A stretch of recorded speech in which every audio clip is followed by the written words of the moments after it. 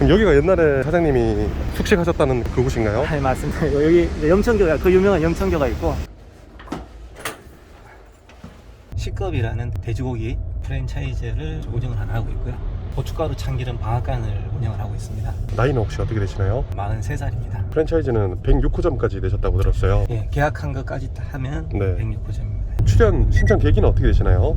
요즘 젊은 친구들도 배달 라이더라고 지금 많이 하시잖아요. 수입도 괜찮고. 근데 사실은 그 일은 뭐 10년, 20년 하고 그만둬도 그 기술을 가지고 뭘 할 수가 없는 일이잖아요. 너무 뻔한 일을 하지 마시고 남들이 안 하는 좀 꺼려하고, 쉽게 보면 내 친구들이 아무도 안 하는 일, 그런 곳에 가서 취직하셔서 한 3년 정도 이렇게 배우시면 뭔가 길이 보이거든요. 아, 남들이 안 하는 일을? 네, 그게 뭐 야채 장소가 될 수도 있습니다. 네네네. 저는 젊은 친구분들 지금 야채 새벽시장 가서 일 배우시면요, 네. 5년 지나면 무조건 자기 장사 할 수 있다고 생각을 해요. 왜냐하면 투자금이 별로 들지 않거든요. 트럭 한 대만 사면 되거든요. 실제로 이제 그렇게 성공한 친구들도 되게 많고요. 대부분 꺼리죠. 그런 일들보다는 좀 남들이 아는 일, 편한 일, 그죠? 그래서 이제 젊은 친구들이, 네. 저도 사실은 제가 고춧가루 정말 하기 싫었거든요. 네. 너무 창피하고. 근데 지금은 잘했다고 생각을 해요. 그래서 우리 젊은 친구분들이 직업에는 귀천이 없다, 그런 걸 알려드리고 싶어가지고 네. 출연 신청을 하게 됐습니다. 지금 사장님 고춧가루 일을 주로 하고 계시고 프랜차이즈를 이제 내고 계신 거네요? 네, 도중에 뭐 다른 장사를 많이 했었어요. 잘 안 됐었죠. 제가 이제 식당으로 특히 많이 망했는데, 망한 이유가 우리나라의 통계에 보면 10집 중에 2집 정도는 성공을 한다고 하잖아요. 그 통계를 제가 속았던 거예요. 저처럼 초짜들은 무조건 망하더라고. 2집이 잡히는 통계는 잘하시는 분들이 계속 내서 이제 그 통계 잡히는 거죠. 그게 통계에 속아가지고, 아, 나도 열심히 하면 20% 안에 들겠다 착각을 했던 거죠. 지금 혹시 창업하시려는 분들, 식당이나 이런 분들 그 통계에 안 속으셨으면 좋겠어요. 처음에 준비 없이 시작하면요, 네. 100% 망합니다. 지금 가시는 곳은 어딘가요? 방앗간에 가고 있습니다. 고춧가루 참기름 방앗간이고요. 몇 년 정도 하신 건가요? 5년 배달한 것까지 치면 지금 거의 한 20년 다 돼가는 것 같아요. 지금 그럼 매출이 어느 정도 나오나요? 연매출 한 20억 정도 나오고 있습니다. 고춧가루만요? 네, 고춧가루 참기름. 혼합기에서 혼합을 해도 거의 반자동으로 나옵니다. 건조기 있거든요. 아, 이 지금 건조기에다 넣어서 말리면은 진짜 우리가 먹을 수 있는 고춧가루가 나오는 그렇죠, 거예요? 그렇죠. 아, 배달 직접 이렇게 가시는 거예요? 아, 예, 가는 길에 장사하신 지가 얼마나 되신 건가요?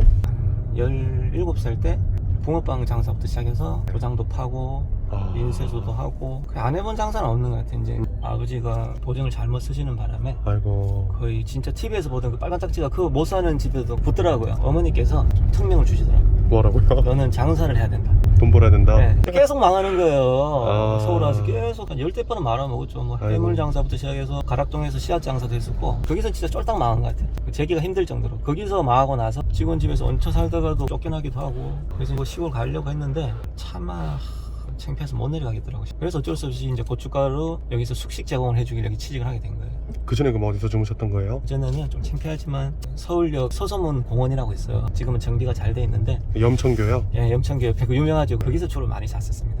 망하면 꼭 거기 가서 자는 거예요. 잘 데가 없으니까. 망할 때마다요? 예, 마지막으로 고춧가루 네. 가게에서는 다행히 숙식을 제공해 주는데, 고춧가루는 너무 창피한 거예요. 오토바이 네. 자체도 지저분합니다. 몇 살 때였죠, 사장님 그때? 그때가 한 22살 때는. 근데 이게 중국집 배달할 때는 안 추운데, 고춧가루는 새벽 6시부터 배달 나가니까 양말 2겹 신고 내복도 2겹 입고 손바지 입고 해도 춥더라고요. 네. 식당 가면 그때는 사람들이 많잖아요. 그 복장으로 들어가서 먹기가 사실 좀 창피해요. 들어가면 이제 사람들이 좀 쳐다보기도 하고. 그래서 네. 고춧가루 배달만은 정말로 하기가 싫었는데, 근데 어쨌든 숙식을 제공해 준다는 말에 네. 취직을 하게 되고, 지금은 그 선택이 맞았던 것 같아요. 고춧가루가.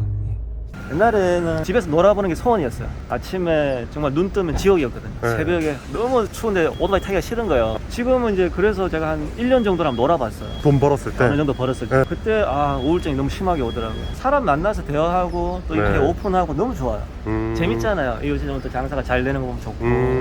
그래서 저는 일단 로얄티도 안 받습니다. 그냥 고춧가루 참기름만 납품을 하는 거예요. 그래서 점주님들이 다 저를 좋아합니다. 제가 만약에 지금 지점들에 로얄티 2%만 받았어도 네. 제가 한 달에 1억씩은 봅니다. 로열티를 안 받으시는 이유가 있나요? 제가 식당을 해보니까 나가는 돈이 너무 많아요. 각종 세금에다가 정수기 매달 돈 나가죠, 포스비 나가죠, 직원들 월급에. 제가 식당을 해보니까 저 역시도 제가 만약에 가맹을 했다, 근데 매달 로열티를 내야 된다고 생각하면 저도 기분이 안 좋을 것 같아요. 매달 내야 되는 거죠. 나가는 돈이 너무 많은데. 네. 제가 해봤기 때문에 안 받고 있어요. 그래서 저희는 개인점으로 고깃집 하시는 하시는 것보다 마진이 더 좋습니다. 이유가 있나요?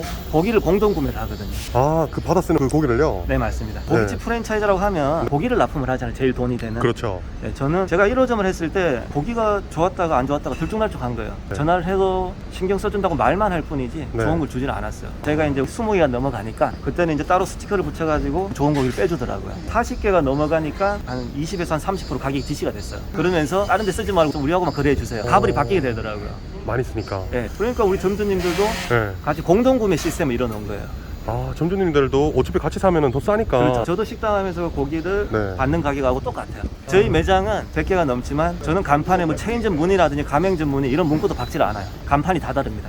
이유가 있어요? 기존 매장에서는 간판만 갈고 오픈하는 거예요. 그러니까 아. 기존에 있는 인테리어 그대로니까 매장들마다 인테리어가 다 다릅니다. 저도 똑같은 간판을 붕어빵 찍듯이 똑같이 찍어주면 저도 편해요.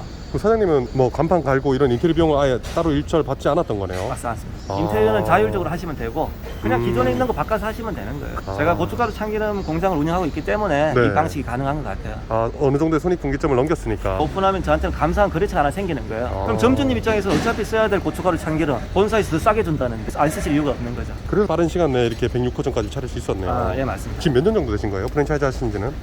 1년 7개월 정도 됐어요. 1호점 오픈하자마자 정확하게 14일 있다가 코로나가 터졌어요. 그렇지만 우리 매장들이 다 지금까지 잘하고 있는 이유가 마진이 좋기 때문에 그렇습니다. 보통 프랜차이즈를 하면 고깃집이니까 당연히 고기는 받으라고 하겠죠. 그렇죠. 그러면 고기에서 마진이 안 좋고 뭐 또 각종 뭐 소스까지 다 받아 쓰라고 합니다. 인테리어 비용 내고. 예. 그러면서 음식은 싸게 팔라고 해요. 보통 프랜차이즈들이. 저는 싸게 못 팔게 합니다. 왜 그렇죠? 점주님이 돈을 버는 게 전 목적이니까요.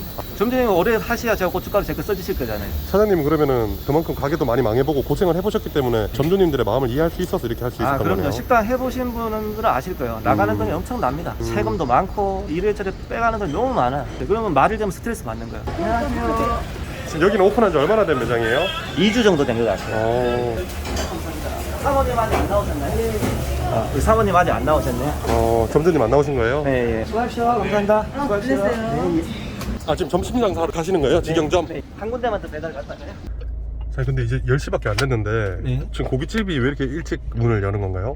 제가 점심 장사도 하는 매장들이 있고 저 역시도 점심 장사를 하고 있고요. 요즘에는 또 가뜩이나 이제 10시까지밖에 영업을 못 하잖아요. 고깃집들이 이제 다 점심 장사를 하는 추세네요. 아니요, 이제 점심이 될 만한 매장만. 점심 같은 경우에는 네네. 기준을 잡아서 보통 이제 40만 원 밑으로 오면 안 하시는 게 낫고 아. 매출이 40만 원 위로 오면 하는 게 나아요. 우리가 이제 음식 장사를 하면 보통 이제 원가가 한 30% 잡잖아요. 그러면 한 28만 원 남잖아요. 네. 28만 원이면 월세하고 뭐 기본적인 뭐 포스비 그 정도는 뺄 수 있잖아요. 그럼 저녁에 장사하는 거 가지고 이제 벌어가면 되는데 40만 원 밑으로 팔면 의미가 없다는 거죠. 그래서 이런 장사를 하실 때 무턱대고 하지 마시고요. 원가율을 보셔야 돼요. 매출은 중요하지 않습니다. 내가 얼마를 팔았을 때 얼마가 남는지는 음식에 대한 관련된 비용이 들어가는 비율은 항상 똑같습니다. 100만 원을 팔든 1000만 원을 팔든 1억을 팔든 네. 그 비율은 똑같아요. 프랜차이즈를 하시든 개인 매장을 하시든 100만 원을 팔았을 때 물때가 얼마인지를 보셔야 돼요. 식자재 비용이. 예를 들어서 라면집을 한다. 그럼 라면 플러스 뭐 계란, 대파 이런 게 들어가잖아요. 그렇죠. 그 모든 걸 포함한 거예요. 그러면 라면집을 하면 내가 라면 하루에 100개를 팔든 10,000개를 팔든 이 비율은 변하지 않는 거예요. 물론 이제 가스비는 더 늘어나겠죠. 이런 건 이제 물때에 포함이 안 된다는 거죠. 이런 거를 계산 안 하시고 오픈하시는 분들이 너무 많아요. 그러니까 장사했는데 남는 게 없다 이런 얘기들 하시는 분들이 정말 많고 특히 아마추어 분들은요 그냥 생각 안 합니다. 어디 프랜차이즈 가서 이게 잘 되네? 매장 잘 되는데 보면 그냥 계약을 해요. 절대 그렇게 하면 안 된다는 거죠. 그렇죠. 물때를 얼마가 남는지를 따져보셔야 돼요. 만약 고깃집을 한다. 그러면 개인이 됐건 프랜차이즈 됐건 네. 고기가 얼마에 들어오는지 알아야 돼요. 그럼 내가 얼마에 팔았을 때 얼마가 남는다는 거는 퍼센테이지가 나오잖아요. 이거를 많이 안 따져보세요. 그래서 얼마만 팔면 나는 돈을 벌겠지 막연하게 얼마가 남는지는 계산 안 하시는 거예요. 사실은 얼마 파는지는 전혀 중요하지 않아요. 물류 원가가 중요한 건데. 한 달에 5천, 6천 팔고도 적자나는 집들이 많아요. 반대로 5천, 6천 팔아서도 2천 이상 가져가시는 분들도 많다는 거죠. 항상 모든 사업을 하실 때는요 어떤 업종도 똑같습니다. 물때를 계산해보시죠. 원가라고 그러죠. 원자재 비율. 그 다음으로 이제 매출을 생각해 볼 수 있는 거예요. 그럼 내가 5천을 팔았다. 그럼 내가 원자재가 얼마니까 몇 프로 남겠구나. 얼마가 남겠구나. 그럼 여기는 한 2천만 원밖에 못 팔 짜리인데 그러면 2천만 원에 대한 물때는 변하지 않으니까. 그렇죠. 또 계산해보면 이게 얼마가 남고 그러면 직원을 한 명 써야 되니까 얼마 주고 월세 얼마냐. 내가 가져가는 돈이 이 정도 되겠구나. 계산이 되네요. 거의 계산이 돼요. 그러면 무조건 장사하기 전에는 재료 원가를 생각해보고 시작해야 된다는 그렇죠. 거네요. 앞으로 창업하실 분들이 어렵다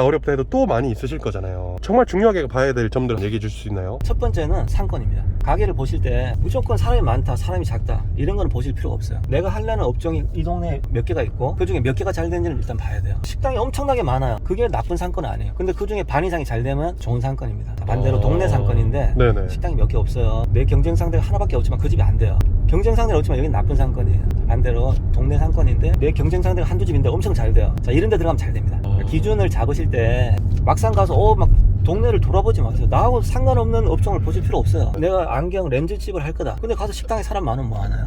아, 이게 사람 많네 이렇게 차리는 게 아니라 내가 하려는 업종이 몇 개가 있고, 그러니까 그건 비싼 업종이면 돼요. 예를 들어서 고깃집이다. 그러면 양꼬치집, 뭐 1차집을 같이 보시면 돼요. 장사가 얼마큼 잘 되는지 그걸 보신 다음에 월세를 보는 거예요. 이 월세면 내가 어느 정도 팔아서, 아까 그래서 내가 원자재값 그걸 또 그래도 계산이 들어가는 거예요. 그럼 여기서 내가 얼마를 벌겠네? 이런 계산만 들어가면 거의 틀리지 않아요. 망하지 않는다는 거죠. 일단 음식이 맛있어야 되는 건 기본이고요. 요즘에 다 맛있어요. 음식이 맛있다고 해서 잘 되는 건 아니거든요. 의외로 친절한 식당이 별로 없습니다. 내가 막상 식당을 하면 다들 그래, 나는 엄청 친절하게 할 거야. 근데 막상 하면 식당이 힘들잖아요. 멘탈 관리 안 될 때가 있고, 맞아요. 손님이 이게 막 음식이 짜네 안 짜네 그러면 막 스트레스 받습니다. 그런 손님한테는 휘둘리지 마시고, 들어올 때 나갈 때는 무조건 친절하세요. 인사는 90도로 하시고, 그리고 도중에 한 번만 친절하면 되는데요. 뭐 반찬 한 번 더 달라고 했다. 그럼 예를 들어서 내가 셀프바를 운영을 하고 있잖아요. 그러면 손님이 반찬 좀 더 주세요 했을 때 그냥 직원이 이 셀프예요. 그럼 손님이 굉장히 민망합니다. 안 친절한 가게가 되는 거예요. 말 한마디 때문에 3시간 동안 친절하고 한마디 때문에 안 친절한 가게가 돼요. 자, 반대로 3시간 동안 친절할 필요 없습니다. 반찬 좀 주세요 그러면 앞에 죄송합니다가 붙는 거죠. 자, 손님 죄송하지만 셀프 코너 이용해 주세요. 한마디가 결정이 되는 거예요. 그래서 이거는 만약에 우리 직원이 친절하지 않다, 이건 누구 잘못이냐면 이거는 사장님 잘못이라는 거예요. 자, 아웃백 같은 데 가보셨죠? 다 친절합니다. 직원이 매뉴얼을 잡아줬기 때문에 그래요. 그러니까 식당에 오면 어떤 직원은 친절하고 어떤 직원은 안 친절하다, 그 직원 욕할 필요 없는 거예요. 사장이 잘못된 거예요. 메뉴를 못 잡아준 거네요. A4 용지에 매뉴얼을 써주세요. 손님이 반찬을 더 달라고 하면 앞에 죄송합니다 붙입니다. 손님이 갈 때는 인사를 어떻게 합니다. 매뉴얼을 정해주면 직원들이 다 친절한 거죠. 근데 이걸 안 하기 때문에 손님들이 직원한테 걸리면 불친절한 직원, 나가서는 그 집 안 좋아, 맛은 있는데 안 친절해, 이렇게 얘기가 나오는 거죠. 친절해야 됩니다. 친절하고, 그리고 음식 맛이 변하면 안 돼. 이건 뭐 다들 아시는 내용일 거예요. 맛이 있든 없든 손님이 얘기에 휘둘리면 안 돼요. 장사 초보자분들은 꼭 음식을 하면은요, 손님이 한마디씩 하면 자기가 또 먹어봅니다. 겁이 나서. 그리고 조금씩 바뀌어가요. 절대로 입맛 다 맞출 수 없어요. 정말 유명한 집들 가면은 장사 잘 돼 줄 서서 먹잖아요. 1년 내내 똑같은 맛은 내는 집들이에요. 음식 맛이 들쑥날쑥한데 잘 되는 집은 없을 거예요. 자기만의 주관이 있어야 되네, 맛에는. 그렇죠. 사장님, 근데 아침에 소개할 때 이름 말씀해 주셨어요? 이름 얘기 안 했나요? 네. 저는 조웅규라고 합니다. 웅인가요? 웅장하다 할 때 웅이고요. 네. 규할 때 규. 규할 때 규는 뭐예요? 그냥 또 늦어가지고 배달 또 들어가도록 할게요. 안녕하세요. 계란말이 조금만 더 찌게 갈게요. 알겠습니다. 이런 반찬 하나 나갈 때 손님이 와 해야 돼요. 한 20%만 더 크게 해주시면. 계란말이가 서비스로 나가는 건데, 와 이게 돈 안 받고 공짜로 나와? 이게 나가면 이제 장사 성패가 갈리는 거예요. 근데 이 지금 장사를 인테리어 비용도 안 받으신다고 하셨고 로열티도 안 받으신다고 하셨잖아요. 일단 처음에 딱 한 번 받는 게 교육비는 어느 정도 있고요. 그 다음부터는 매장 스타일에 따라 다른데, 예를 들어서 뭐 여기가 뭐 술집이었다 그러면 뭐 술집 주방이나 식당 주방이나 고깃집 주방이나 비슷해요. 큰 돈 들어갈 거 없이 간판만 갈고 하면 되는데, 예를 들어 여기가 뭐 편의점이었다 그러면 이제 철거부터 시작해서 주방도 만들면 돈이 많이 들 수가 있어요. 되도록이면 이제 가게를 얻으실 때 주방은 돼 있는 거 얻는 게 좋죠. 어디 가시는 거예요, 사장님? 지금 이제 저희 가게에 저도 일하러 갑니다. 직영으로 가시는 거예요? 네. 본점인가요? 네. 본점은 지금 오토로 돌아가고 있는 건가요? 네, 오토 매장을 돌리고 있어요. 고깃집은 오토로 이렇게 돌리기가 쉽나요? 어떤가요? 모든 오토는 마찬가지입니다. 사장이 하기 나름인 거예요. 오토 가게는 다 망한다고 사람들이 얘기하지만, 저는 아까 봤듯이 방앗간도 오토고 다 오토 가게로 돌리고 있거든요. 오토를 돌리려면요, 일단 사장님 자체가 마인드가 돼 있어야 돼요. 그러지 않고는 오토로 돌리면 100% 망하는 게 맞긴 맞아요. 마인드라면 예를 들면 어떤 마인드? 오토면 일단 직원 중에 한 명만 나 같은 직원이 있으면 됩니다. 자, 예를 들어서 내가 아침에 출근했는데 에어컨을 안 끄고 간 거예요. 밤새 에어컨이 돌고 있는 거야. 사장님 마음이 아픕니다. 나만큼 마음 아픈 직원이 한 명만 있으면 돼요. 보통 직원들은 만약에 사장이 없으면 요새 에어컨 안 끄고 갔네, 다음에 잘 끄자 이렇게 하겠죠. 근데 나 같은 마음이 아파하는 직원, 우리 진짜 안 끄고 갔네, 큰일이네, 다음부터 잘 끄고 갑시다, 나 같은 마인드를 가진 직원이 한 명만 있다면 그 직원만 월급을 주고 잘해주세요. 그렇다고 월급을 계속 올려달라는 얘기가 아니라 기본금을 정하고 성과급제로 주세요. 그럼 일하시는 분들 재밌습니다. 500, 600, 제가 월급을 많이 줄 때는 700까지 줘봤습니다. 근데 한 두 달 정도 지나면요, 고마움은 똑같아요. 그래서 월급은 기본급 항상 주시고 그 대신 성과급제를 많이 챙겨주세요. 그럼 직원도 바빠도 일할 맛이 납니다. 오늘 바쁘지만 내가 더 벌어갈 수 있겠네. 그러니까 직원도 재미를 줘야 된다는 거예요. 사장 마인드를 심어줘야 된다는 거예요. 제일 중요한 재미가 있어야 일을 하잖아요. 월급 아무리 많이 준다고 해도 재미가 없으면 일을 못 하잖아요. 그래서 오토를 돌리려면 사장 같은 직원 한 명만 있으면 됩니다. 전체 직원이 나처럼 일할 수는 없어요. 안녕하세요. 안녕하세요. 여기 군산 우리 점주님이세요? 교육 받고 계시는 분이고요. 그러면은 이 가게에서 프랜차이즈 이제 가맹 점주님들을 본점에 모시고 와가지고 이렇게 교육시켜 주시는 거네요. 여기서 장사하는 걸 직접 하는 거죠. 그게 효과가 제일 좋습니다. 제가 또 따로 별도로 이론 교육도 해드리고 있고요. 교육 기간은 어느 정도 되는 거예요? 5일에서 한 6일 정도 받고 있습니다.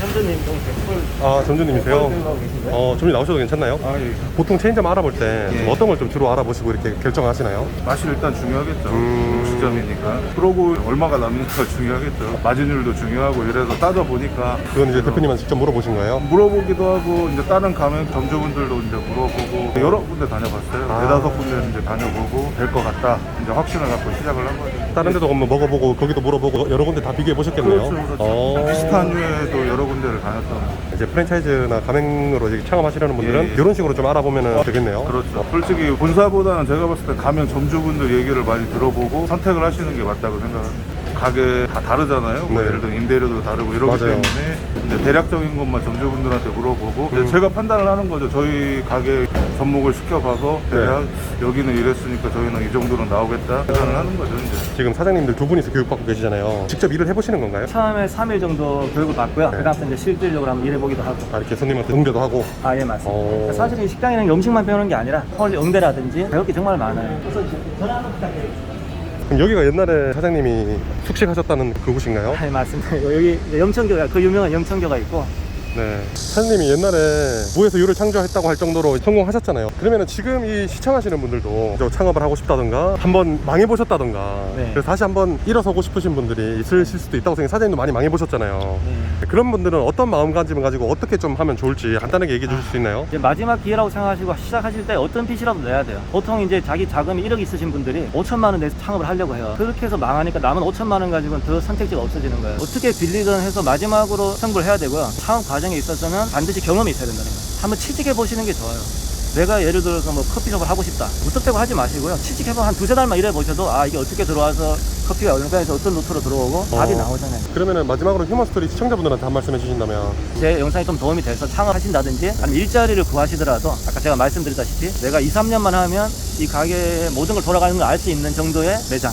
그렇다고 망해가는 매장에 들어가시라는 게 아니라 알짜 매장들이 있어요. 2명, 3명으로 돌아가는데 매출은 좋고 그런 데 가서 한 2-3년 배우시면 어느 분야가 되든 성공할 수 있지만 막 양복 입고 일하고 큰 업체 직원들 수십 명씩 있는데 가면 항상 하는 일은 똑같을 수밖에 없어요. 거기서 10년, 20년 있어봤자 나와서 자기 장사하려면 또 0에서 시작하는 건 똑같은 거예요. 기술을 터득해라. 네. 그것도 경쟁력 있는 남들이 꺼려하는 그런 걸 좀 해보시라고 말씀. 찾으면 아직도 많거든요.